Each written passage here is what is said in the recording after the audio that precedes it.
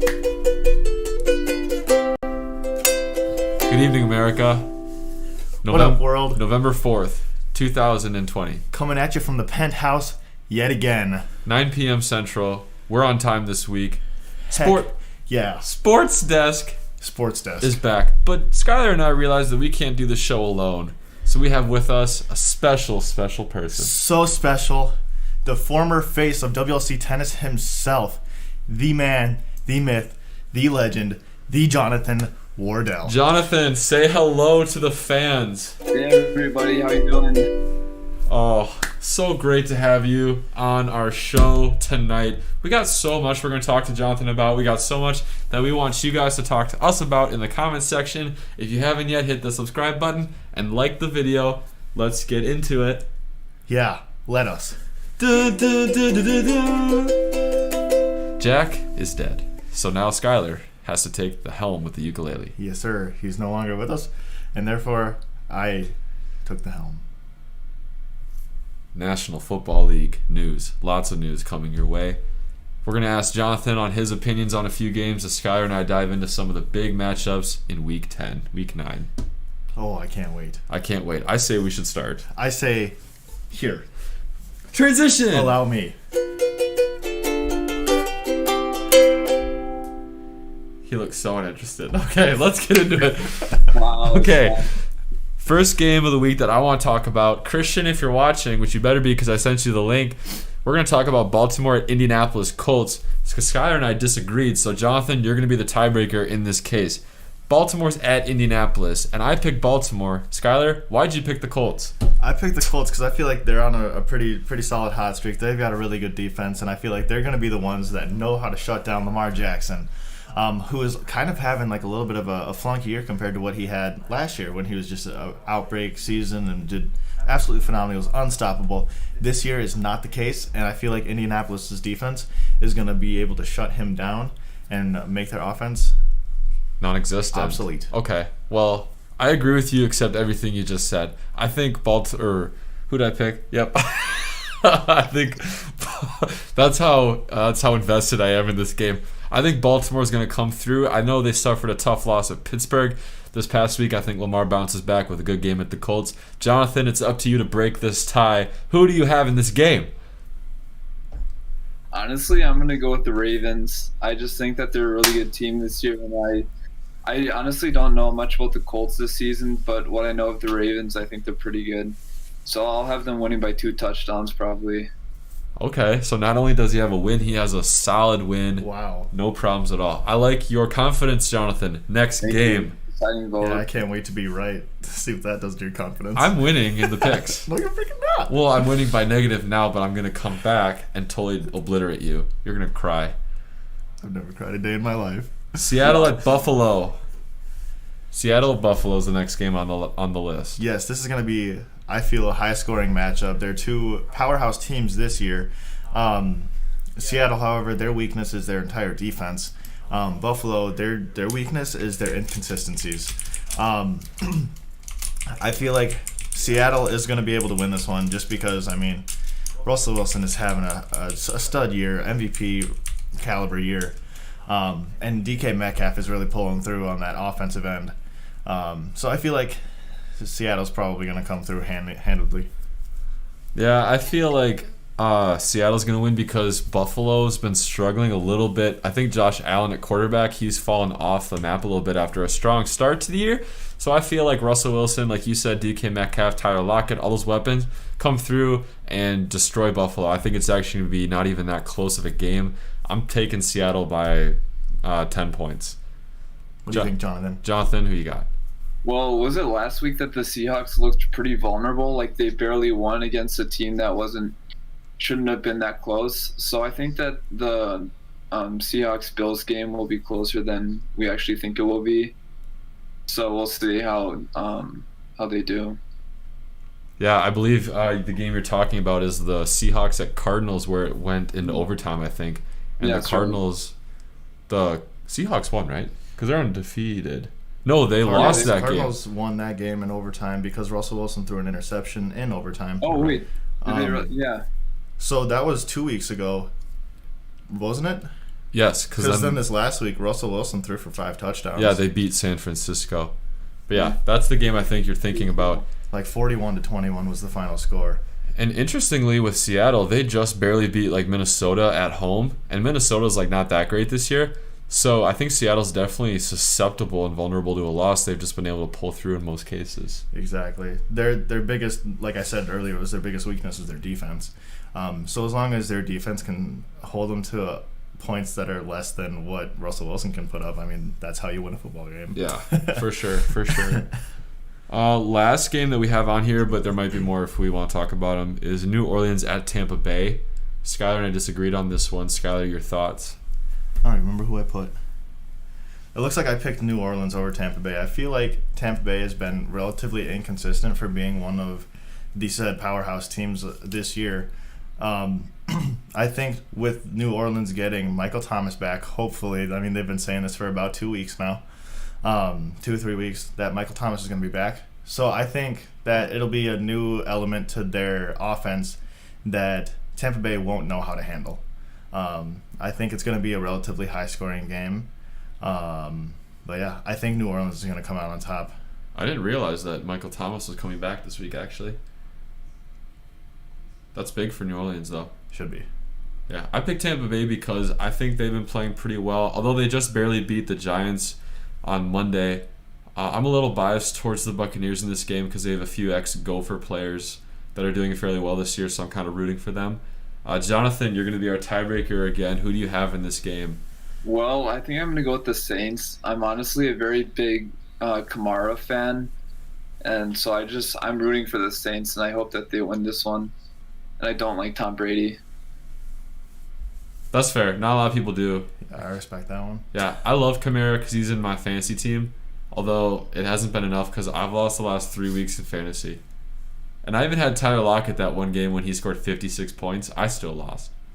I've been winning a lot lately. You know, it just comes naturally to me. It's a natural winner. All right, next segment. Born and bred. Next segment. No, I don't need this. Next segment, Jake says. Here, let me get out the guitar. Okay, yeah, get out the drums. Hey, we have our first comment of the day, so you gotta play the comment jingle. Oh, yes. Scott says the reason the Vikings won is because I didn't watch the game. We'd also like to think that the reason that the Vikings won is also because Maddie didn't show up.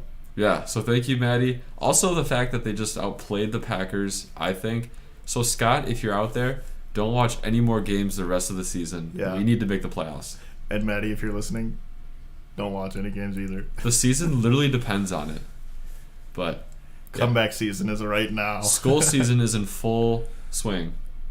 Okay, so we're going to move on to some news in the NFL. A lot of sports are in their off seasons, but NFL is in full speed ahead. The trade deadline just passed yesterday, and there were some moves that were made. Skylar, do you care to talk about some of the big transactions? Yeah, there was actually a couple that I wanted to kind of highlight here. I wrote down just about everything I saw in this last week. So we don't have to talk about all of them. One thing that I noticed, Jimmy G has officially been put on the IR and will be out for quite some time. I mean, he's been on and off of the injury list, which is unfortunate for him, and it looks like they're just officially putting him on the IR. And then George Kittle is also on the IR.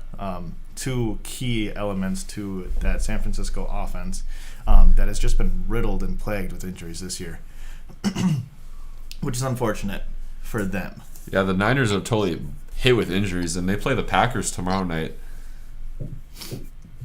Another notable possible injury, possible playing, not playing, would be Matthew Stafford. Detroit Lions have a matchup this week against the Minnesota Vikings, and he is currently on the COVID IR list. It is yet to be seen whether or not he is going to play, as he was only labeled a close contact and not actually tested positive. So that'll be interesting to see kind of what happens there.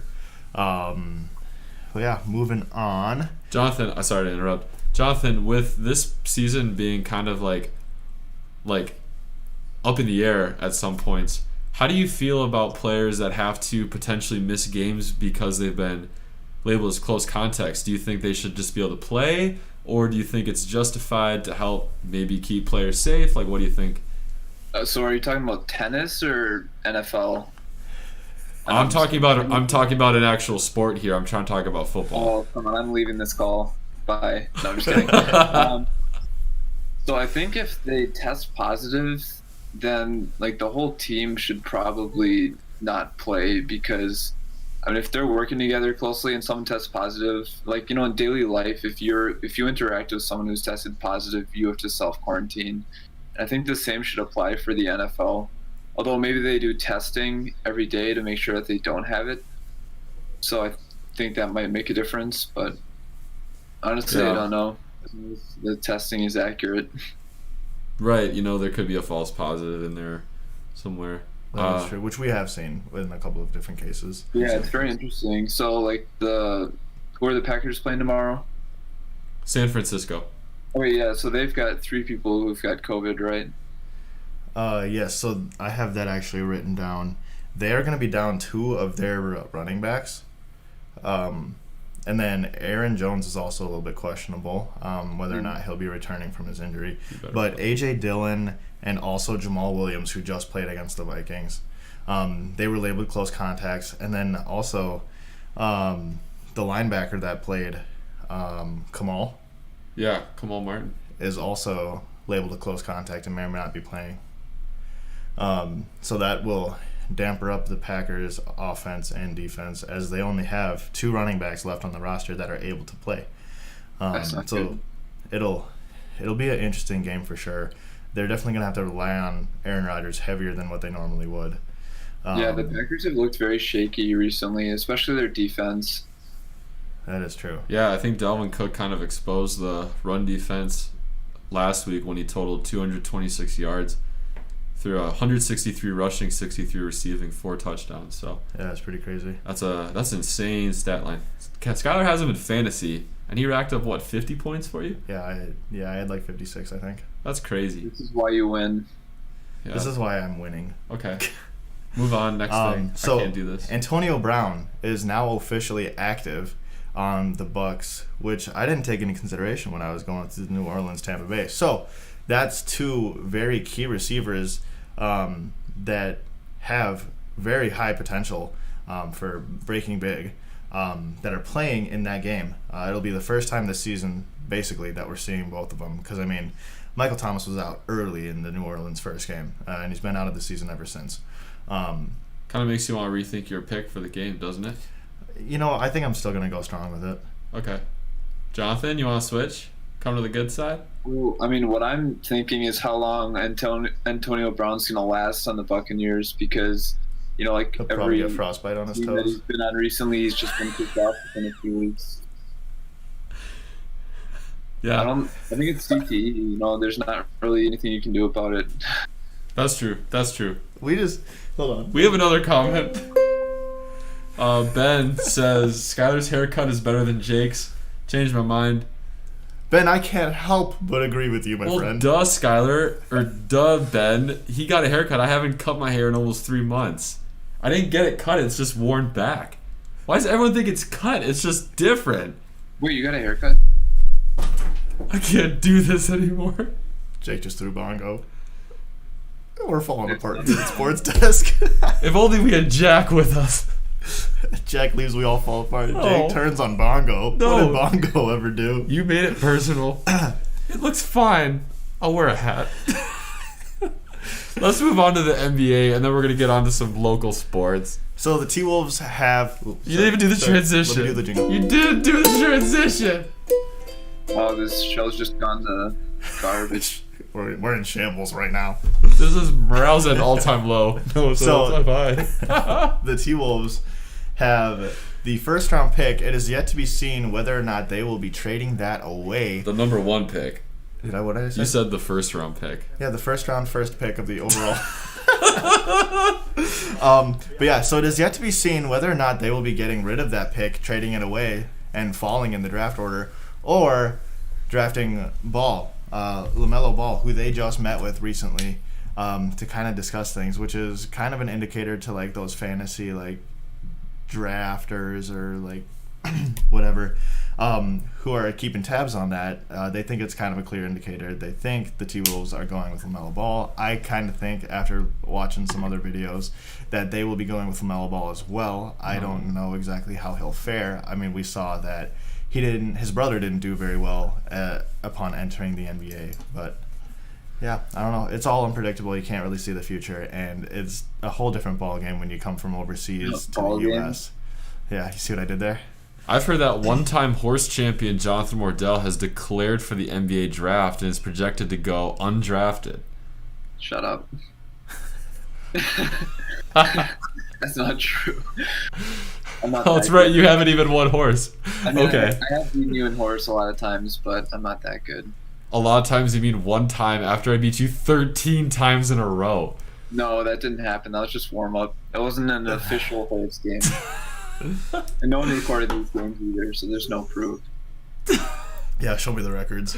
Anyways, the season for the NBA is set to start on, or it's a toss-up. It's set to either start on December 22nd or January 18th. We talked last week, Ethan had mentioned that they wanted to do a start on, I think it was like February 18th or something. It's like Martin Luther King Jr. Day or something. Something like that.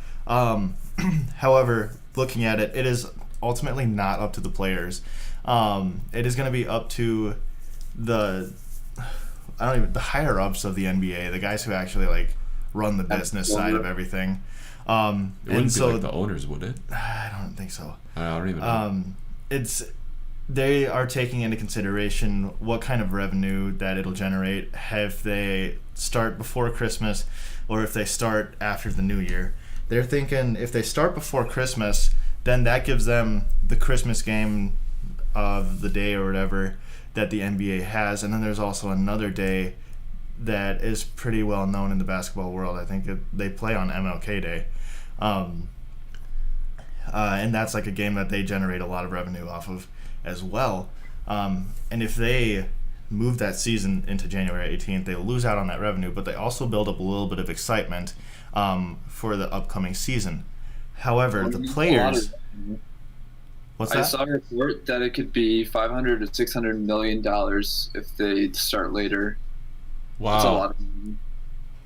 That's crazy. Yeah.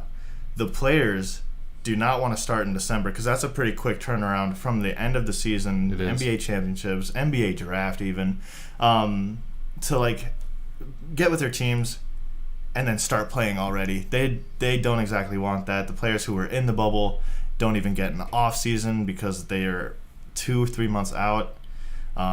They'd like to have a little bit more time on their hands. And I assume there's not even like a preseason then. Yeah. You just jump right into it. I guess so.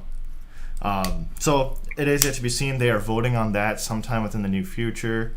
But yeah, it's all up in the air. It's a toss-up. Everything with COVID has really just shunted any sort of like certainties that the future holds. Yeah. Jonathan, what do you think? The season, should it start before Christmas? After Christmas, what do you think?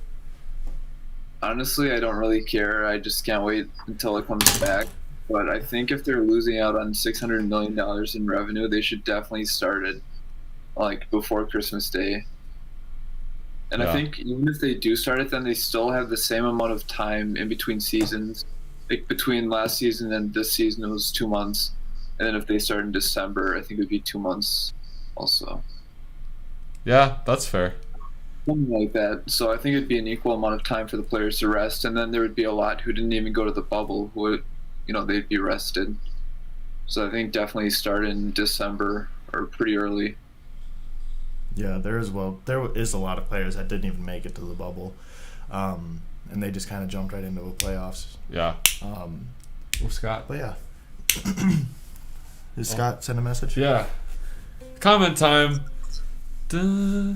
Scott says, I got bucked off a horse once. Couldn't find my glasses. Couldn't find the horse. It was a mess. What is even the relevance of that? I think he's talking about the mess that SportzDescx has become tonight. Oh. I mean, last week we were late. This week we're just falling apart, tearing at the seams. Scott also asks, when is tennis season, which I think is a fantastic transition to our next segment. Take it away.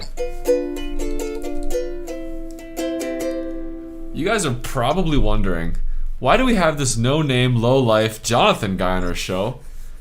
And the reason is, one, he's our best friend, so back off. And two, he is, what is his position again? Well, he was the former face of WLC tennis. Yes. Turned assistant coach. Title, yeah. Number one singles tennis player. He was the only single tennis. He was a single guy playing tennis. Well, no, are you talking about my relationship status or? I don't know what singles means. Can you explain, Jonathan, in tennis? What does that mean? Well, it's pretty simple. Singles just means that it's 1-on-1, and then doubles is 2-on-2. So for doubles, you've got a partner, and then usually you play to 8 games in doubles, like 1 set, and then for singles you play best of 3 sets to 6. What happens when love hits those little like matchups? Well, then you become a double. What does it mean when people say like 30 love? Well, this is 0, so the scoring system is 0, 15, 30, 40, add, and then game, whatever. But then love just means 0. So like 30-0 would mean 30 love would mean 30-0. Interesting. So as the number one singles tennis player of WLC last season, I can assume you faced some pretty stiff competition. Who would you say was your toughest opponent school-wise that you played last year or in your whole career? Well, I mean, honestly, like a school can be bad at tennis, but their number one player can be really good because, you can just have a really good tennis player at a school who doesn't focus much on tennis. But I would say my toughest competitors would have been CW would be number one. They've got a great tennis program. And then MSOE and Edgewood would come in second and third. Okay. In that order? Yeah, actually, we had a new team that joined our conference, Illinois Tech. And those guys are just insane. They're a level above CUW. So I'd say Illinois Tech, and then CUW, MSOE, and then Edgewood. Interesting. That's very interesting. We have a few comments. Scott asks, when is tennis season? And then B-Monk says, who's Jonathan? Jonathan's the guy who went on the road trip with us, Ben. I told you about him. Silly The Ben. disrespect. So anyways, the tennis season starts in spring for guys and fall for girls. And I'm trying to think, we have preseason games in like February. But then March, we've got a spring tournament in South Carolina, and then we start our matches. Is that still for sure on with the COVID precautions that WLC is trying to take, or? Well, we'll see. I think you guys know a little bit better than I do about all the COVID stuff, but hopefully it's very limited contact.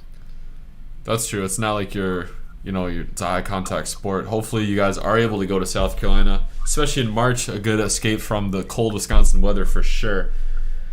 Scott has another good comment for us. He never is short of things to say. Unless he's not watching. Why is it so hard to transition from badminton to tennis? Well, badminton is pretty much just your wrists, like you're flicking your wrist, and tennis, you're putting your whole body into it. You're sprinting more over the court. It's like a bigger court that you have to cover. And then when you're hitting a tennis ball, you have to put so much power behind it. So you have to position your body so that your hips are turning, your body follows it. Whereas badminton is mainly just your wrist. I would say that they're both equally hard to play. So I have a just in different legitimate ways. question here. And this one's open to everybody out there that's watching, that's in this room, that's on the call. Who makes the better bowlers? Tennis players or badminton players?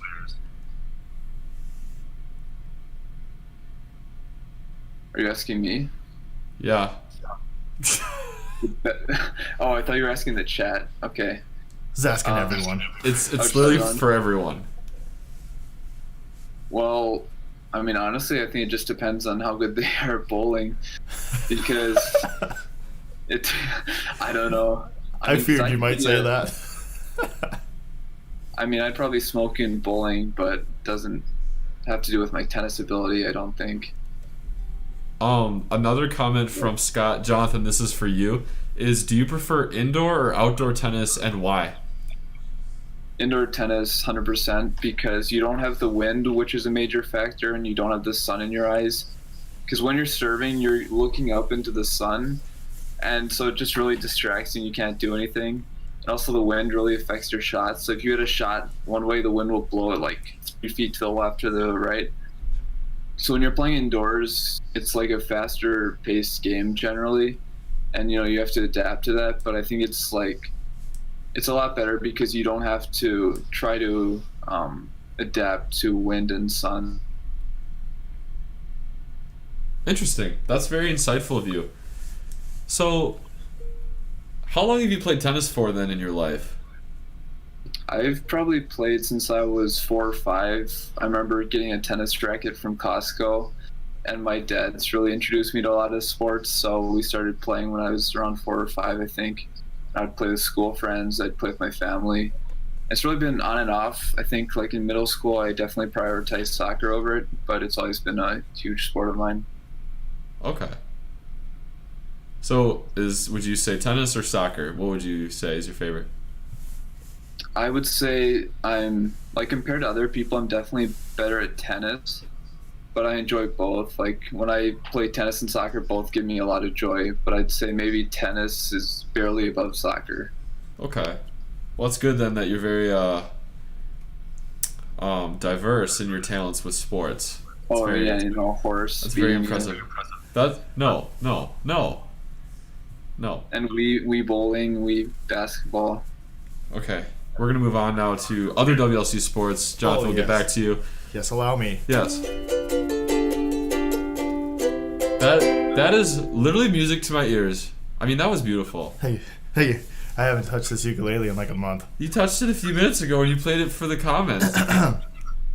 Some WLC sports. Upcoming, we all know that our seasons kind of have been cut short and cut off this semester. I mean, WLC tennis, women's, had a couple of matches earlier in this year.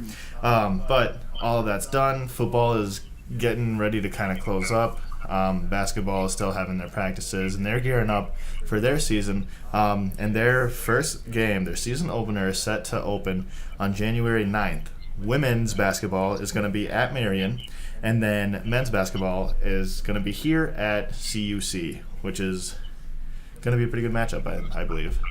Wait, so are they going to have to wear masks when they play? I don't know. I think what's going to happen is, yes. I think that's going to be the easiest route to take, but I also think that they're going to be doing some hardcore testing. They're also going to be isolated. I mean, January 8th is over the time where nobody's going to be on campus. They're not really going to have to social distance from anybody, so it might just be a straight shot and have them play, assuming that Concordia Chicago is kind of floating in the same boat with people not being on campus. So it has yet to be seen. I haven't talked to any of the basketball players to see how they're going about doing games against other teams, but I feel like masks is going to be a realistic outlook for the season.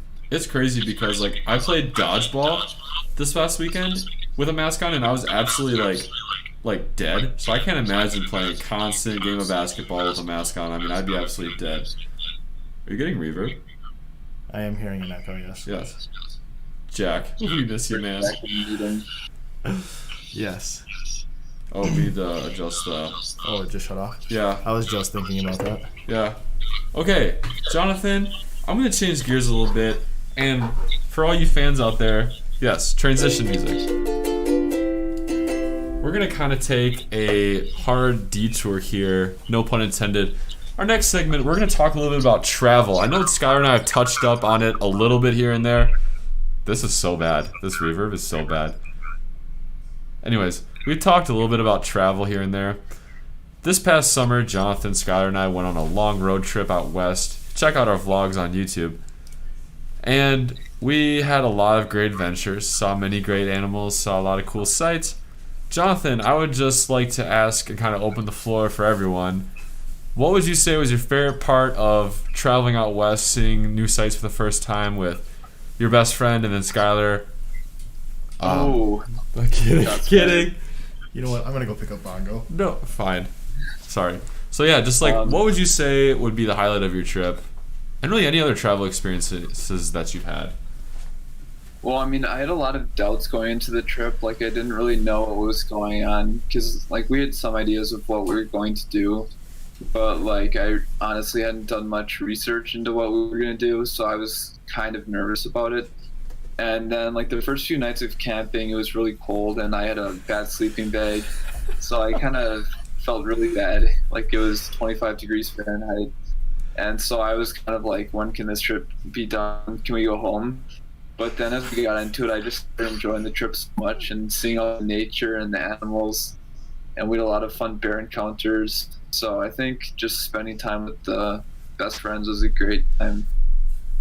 Maddie Spurgeon asks, oh, Maddie never comments on here. Yeah, Maddie hates us. Maddie asks, did you see a moose?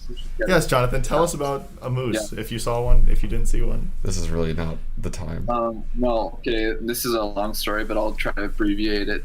So we were driving, Skylar's, driving, and I'm in the shotgun.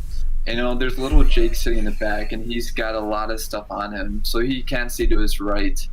And so we're driving, and we see this massive moose. It's this buck with huge horns. You freaking called it a buck with horns? Or antlers, okay. I don't know. It's a bull, not a buck. Hey, who saw it? I thought it was who saw it? We did. You didn't. No, a male moose is called a bull. I name it. Well, you have not seen a bull, okay? Debatable. Okay, continue. Jake's only seen them in books, but we saw it in real life. So anyways, this bull has these massive antlers. Gary, you want to do that again? Just to show the viewers. How massive they were. And we drive by, and we get really excited. But then Skylar doesn't slow down, and Jake, who can't see anything to the right, just gets furious with him. And I don't know if you guys have watched the vlog, but he throws a few temper tantrums, which really ruined the trip for us. I don't know if you have anything to add, Jake. Different side to the story, but yeah, it really made for a long rest of the trip too. Okay, no, don't put this on me. Okay, so I was so I was so depressed because that was the one animal I wanted to see. And yes, we eventually saw like female mooses and baby mooses later on the trip. Spoilers, man. Which is great. Oh no, I'm not spoiling it. You're spoiling it. But I wanted to see a bull moose because I love a good rack. So as much as the next guy. So I is watching this. You can't say that. No, like a rack on a bull moose, you perv. No, I wanted to see a male moose. And this guy, he doesn't stop. There's literally a shoulder as wide as the Pacific Ocean to pull over on. That's an exaggeration. And I'm like, Skylar, you need to pull over and stop the car. And he's like, we can't. He's like, can I please vent? Can I vent? No. Well, So? keep going, but I won't listen. So I'm like, Skylar, stop the car. And he's like, we can't. My brakes don't work. And I'm like, we've been going down a mountain for an hour. And now you're saying your brakes don't work? Son of a gun. Your brakes stopped working, so that makes sense. Yeah. Boy, was it dangerous. I would have rather died pulling over on the side of the road to see a moose than to continue on the trip with you guys. The moral of this story is that he doesn't care about our lives. He only wants to see these bulls. This selfish man. What do you want to do? Throw a bongo again? Yes. However, it was all rectified when the next day, I saw a massive bear.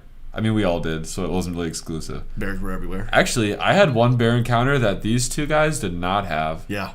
Well, we're fine. So I went to the outhouse in the Grand Tetons, right? Well, it's like at a campground. I come back, it's like 8:30, right? I brought nothing to defend myself, and I'm wearing slides.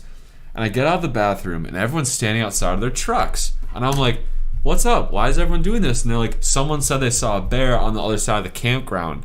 And I'm like, okay, I'm going to be alert, I'm going to be vigilant, and I'm going to be ready. And I turn the corner, and it's the only unlit part of the whole campground. You ready for this? You know what's going to happen next? No, I'm on the edge of my seat. I turn the corner, and what do I see? I look to my left, and I see a massive black bear, just meandering 10 yards from me. No lie. Super close. Well, last time was 30, so I think you're exaggerating.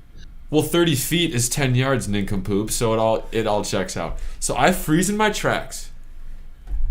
And I back away slowly. And then I retreat like a scared little baby to the nearest campsite where I said to this guy, I'm going to hang out with you because there's a massive bear just walking down the path. Skylar was at the campsite making supper. What were you doing? Oh. Or what happened next? Was that our SportzDescx? What were you making? Yeah, That was the same night that we had attempted to make SportzDescx in the fire, and then all of a sudden Jake came crying back to us. I didn't come crying. I came yelling with masculine. And I was like, oh shoot, we have food in the fire. Food attracts bears.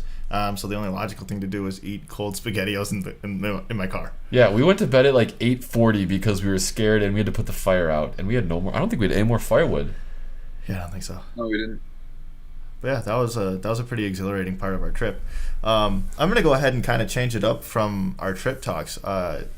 As we all know, Jonathan's a well-traveled individual. I mean, he went to school in Japan for a while, and Jake, this man loves adventures. He wants to just travel for his whole entire life. Adventure Jake 528 on Instagram. However, Don't follow. Jonathan, is there one place in this world that you haven't been that you just absolutely like must see before you die? Well, I want to go to Europe. I want to go to Belgium and Germany and Switzerland. Because I've only been to Asia and America and Canada, so I really haven't experienced any of that European culture. Oh, I've never been to America. America? Yeah. Or it's nice there. If you had to pick one specific country of the ones you listed, is there one that stands out among the rest? Maybe Belgium. It just sounds Good like chocolate. a nice place. I've heard that. Yeah, people good like chocolate there. Very interesting. Yeah. Chocolate. You know, that's definitely not one that you hear people talk about a lot, I will say. Skylar, what about you? Is there one country that you want to go to before you die? I would love to go see like Venice, Italy. Like that's just the place that I would love to go view. I just think it's probably one of the prettiest cities in the world. I had one of my friends back from high school actually visited there, and he loved it. They went on like a tour of Italy, kind of a trip, and the one notable thing that he remembered from the trip was they have signs that say "Watch out for pickpocketers," which is kind of like an eerie kind of a thing, but like at the same time, you don't want your stuff getting stolen, especially not if you're a tourist. And the people there definitely know that there's tourists, and it makes you wonder how good like people that pickpocket actually are at that kind of a thing. And I kind of want to experience it. Well, I've heard So a lot of come stories. steal my wallet. I've heard stories from people who have visited, and like they're pretty good at picking you out because they notice people taking pictures and looking around a lot. But then often they'll use multiple people, so they'll have like someone who bumps into you and distracts you while another person steals your money or your phone. And so they use multiple people. It's like a big operation. Yeah. Yeah, it's definitely something you have to be aware of when you travel and stuff.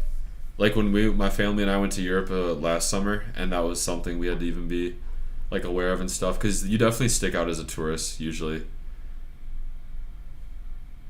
I would. Jake, what is one place that you haven't been that you'd love to be? So my all-time like one destination that I want to be, there's probably like 2 or 3, but if I had to pick one, it'd probably be Chile. Because in 3rd grade I did a country report on Chile because I liked the name. It sounded like the food Chile. I just thought it sounded good. Well, it's like Chile, but like I say Chile because it's a Midwestern accent. Chile. Anyways, Chile is really cool because it's super like diverse. It's got the Atacama Desert, which is the driest place in the world. It's got the Andes Mountains. It's got like Tierra del Fuego. It's got rainforest. Like it's super diverse despite being this thin little country. So I'd love to go there someday. If I had to pick a place in the States, it would be Alaska for sure. I would love to just like go to Denali. I think that'd be insane. Scott, we got a few comments actually from Maddie and Scott. If we could play the jingle quick. Maddie says, "Gall dang, poor Jake," in reference to my lack of moose sighting. She says, "I have to make up for Jonathan's absence in the comments." That's true. That's fair. Way to pick up the slack. And then Scott says, "I didn't see a bull moose either," and that really honestly makes me feel a lot better. Because if he had seen one on the trip and I didn't see one, I'd feel even worse.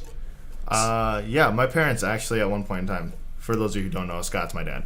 My parents at one time had made a trip out to Yellowstone, so they were kind of telling me all about Yellowstone back in the 1500s when they went. 1500s. But obviously times have changed. It was black and white back then. The only warning they gave me was if you're on your period, like hang up your stuff. And I thought to myself, we won't have those issues. But at the same time, I didn't know for sure or not. So Well, good thing we didn't have to deal with that when we went on our trip. we only had to deal with bears walking through our campsite because they were everywhere. Bears, burial attacks, There's everywhere. Yeah. little Scott moose on the side of the road. Scott says he would pick Austria or Ireland, and that's cold and chilly. Scott, I actually went to Austria, so Jake had a bad experience. it was like a mixed experience, but it was definitely cool. In the Alps and stuff, I'd recommend it. Go if you can. It's actually kind of not cold in all parts of Chile. I think you were saying that because Chile sounds like the word chili. So I think that was a dad joke. Most of the chili that I've had has been pretty hot. Yeah. Oh, good one. That was really okay. This is too much for me. Like father, like son. Wow, the apple doesn't fall far from the apple tree. Yeah. We need So like John. a boo So thing instead of a guitar. Anyways, go on. So for those of you who don't know, Skylar just actually kind of dropped a little Easter egg here. A burial attack is not something that you want to find yourself in. Very dangerous situation, especially when the bears are everywhere. So for those of you who don't know, a burial attack is when you're walking in the woods, alone or with people, and you look up or you're not even looking up, which makes it even worse. And all of a sudden, from up high, a bear jumps down on you and attacks you. So it's like an aerial attack, but a bear. A burial attack. Burial attack. And if it ends up killing you, you're dead, you'll get buried. Burial attack. Burial attack. It's dangerous. So that's, we were definitely on edge a lot of times out west because we were afraid of bears from the ground and from bears from above. So very scary stuff. Question asker, dumb joke, go home. I already knowed it. Yeah, Scott said dad joke and then dumb joke, go home. I already knowed it. Who's question asker? That's John. Oh. He's alive? That or Dave. That or Dave. But I'm pretty sure that one's our good buddy, my roommate, running that one. Yeah. So. But is there anything else you want to hit up on? We're kind of running low on time. Yeah, I don't know. I can mention that Bongo also is a well-traveled individual. When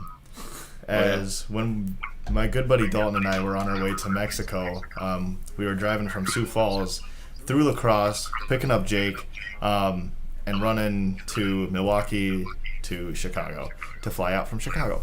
And when we were in La Crosse, we came across this cute little monkey gorilla laying in the middle of the road. Literally in the middle of the road. Pre-COVID. And I decided to stop, and Dalton ran and picked him up and brought him home with us, and we brought him to Mexico. So from La Crosse to Mexico, back to the States, South Dakota. Did he come on the trip with us? He could have fended off the bears. I think he I don't did. think he did. We didn't have room in the car, I thought.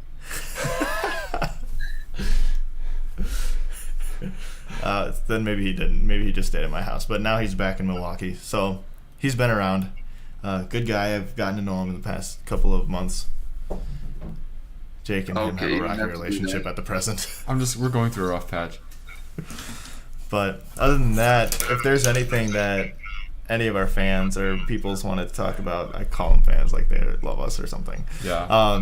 Say hi to our tens of viewers. if there's anything anybody wanted to ask us, please let us know. Yeah. We also just have made a Twitter account. So go ahead, give us a follow. We'll be posting announcements there, special guests. We'll even be doing some polls to vote on like special guests or topics to talk about during any episodes. Is it the same name as like our YouTube channel? It is the same name, so just look up SportzDescx. I think the actual like username is at capital S, capital D, ESCX. That makes sense.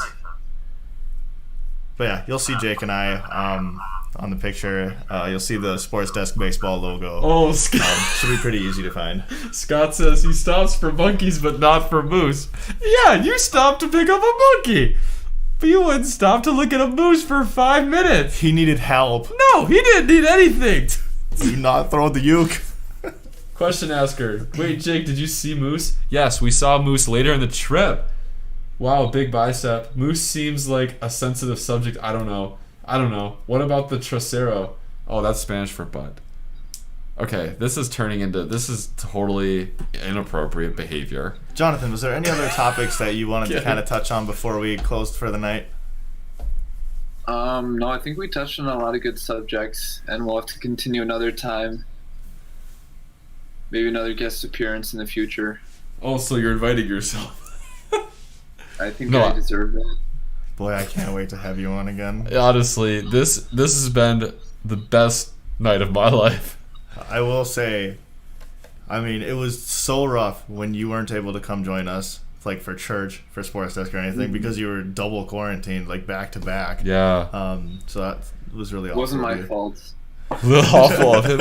That's like literally a month's worth of time you just had to stay cooped up doing nothing. But we're happy that you're out for now. Please stay out so we can hang out again and go on our next road trip. That's right. We're going to Doing Bolivia. my best. We got anything else? Question asker says, wait, how to suck at serve? Yes, can you please quickly tell us how to suck at serving?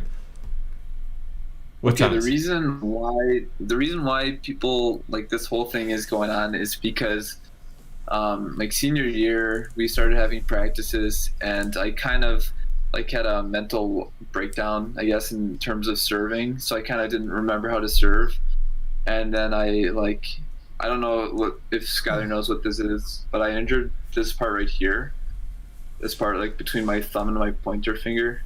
Oh, it looks like your hand. And so that would really affect my serve. Doctor Skylar. So yeah, I had that affecting my serve, and also like that mental block for serving. And so word's gone around somehow that I'm bad at serving, and I'd like people to know that it won't last. Maybe in 2030 I'll be good. Oh, okay. Yeah, because I totally had a conversation with some of your players earlier in the year, and they were just telling me that you were just an awful server. They don't respect me enough. Do you have any words? This is your chance, Jonathan, to totally speak on your behalf. How do you put them in your place? How do you respond to the rumors of your awful serving?